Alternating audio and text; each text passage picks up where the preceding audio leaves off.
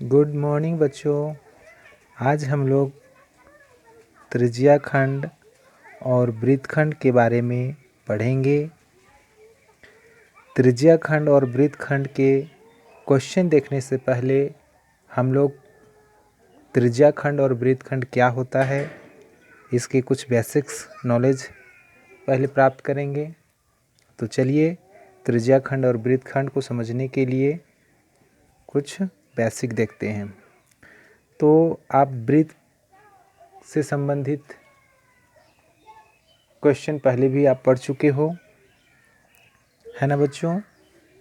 ये आपका वृत्त है जो एक रिंग की तरह है और इसी वृत्त को यदि हम लोग त्रिज्या से अगर काट देते हैं तो आप यहाँ पर देख पा रहे हो कि यह इसकी आकृति कुछ इस प्रकार हो जाती है। आप देख रहे हो कि ये O से A और O से B एक पूरे वृत्त को काट करके अलग किया गया है और इस तरह से अगर आप ऐसे काटते हो तो ये छोटा लघु त्रिज्याखंड और बड़ा वाला भाग जो है वह दीर्घ त्रिज्याखंड कहलाता है। उसी प्रकार वही वृत्त को यदि हम लोग जीवा से काटते हैं और काटने पर ये दो भागों में बट जाता है तो छोटा वाला जो भाग होता है उसे लघु वृत्तखंड कहेंगे और बड़ा वाला को दीर्घ वृत्तखंड कहते हैं। तो बच्चों आप त्रिज्याखंड क्या होता है और वृत्तखंड क्या होता है ये आप जान चुके हैं। तो अब त्रिज्याखंड का क्षेत्रफल निकालना हो या फिर वृत्तखंड का क्षेत्रफल निकालना हो तो उसके लिए कुछ फार्मूला की आवश्यकता होती है। आप जैसे जानते हो कि बिना फार्मूला का मैथ सॉल्व नहीं किया जा सकता है।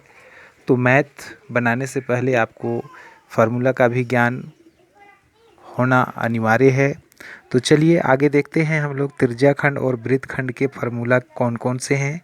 तो नंबर 1 त्रिज्याखंड का क्षेत्रफल यानी कि A फॉर एरिया बराबर पाई आर स्क्वायर इंटू थीटा बटा 360 होता है।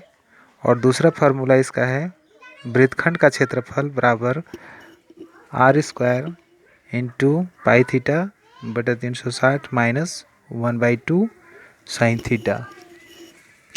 तीसरा फार्मूला इसका है त्रिभुज का क्षेत्रफल बराबर 1/2 into r square into sine theta. और लास्ट इसका फार्मूला है चाप यानी कि यहाँ से A और B को अगर हम मिला देते हैं तो ये आपका चाप कहलाता है। और उस चाप की लंबाई अगर आपको निकालनी है तो उसके लिए हम लोग 2 पाई आर इंटू थीटा बटा 360 या अगर हम लोग यहाँ पर ये 2 और इसको काटेंगे तो यहाँ पर इसी को क्या बोलते हैं थीटा बटा 180 इंटू पाई आर बचता है। इस फार्मूला का भी हम लोग यूज कर सकते हैं। तो बच्चों फिर से मैं एक बार रिपीट करा दे रहा हूँ कि त्रिज्याखंड और वृत्तखंड दोनों ही वृत्त से बना हुआ है और त्रिज्याखंड का क्षेत्रफल निकालना हो चाहे वह बड़ा हो या छोटा हो, क्षेत्रफल जब निकालोगे तो उसके लिए पाई आर स्क्वायर इंटू थीटा बटा 360 का प्रयोग करेंगे। और अगर वृत्तखंड चाहे वह बड़ा वृत्तखंड हो चाहे छोटा हो उसका निकालना हो, उसका क्षेत्रफल निकालना हो तो उसके लिए हम लोग r square into pi theta into 360 minus 1/2 sine theta का प्रयोग करेंगे। और त्रिभुज का क्षेत्रफल यहाँ पर आपको ये समझना होगा कि त्रिभुज कहाँ से बन रहा है। तो यदि अगर हम लोग A और B को मिला देते हैं तो O A B ये एक त्रिभुज बन जाता है। तो यदि आपको ये त्रिभुज का क्षेत्रफल निकालने के लिए बोला जाए तो आप 1/2 r square into sine theta का यूज कीजिएगा। और लास्ट है चाप की लंबाई यानी कि चाप AB की लंबाई बराबर आपको यहाँ पर 2 पाई आर इंटू थीटा बटा 360 का यूज कीजिए या तो थीटा बटा 180 इंटू पाई थीटा का प्रयोग कीजिए। अब आपको थोड़ी सी और एक बात को ध्यान में रखनी है जब आप वृत्तखंड और त्रिज्याखंड के क्वेश्चन सॉल्व कर रहे हों। यहाँ पर आप देखो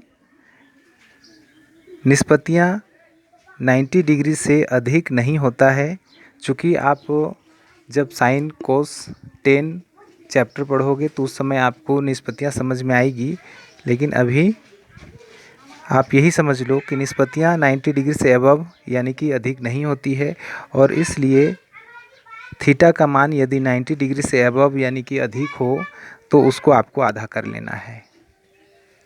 ठीक है बच्चों, तो चलिए अब ये तो रहा त्रिज्याखंड और वृत्तखंड का फार्मूला और उसके बेसिक्स। अब हम लोग एक क्वेश्चन इसका सॉल्व करते हैं, तभी हमें पता चलेगा कि हम कहाँ तक समझ पाए। तो चलिए नेक्स्ट वीडियो में इसका एक क्वेश्चन सॉल्व करेंगे। ओके।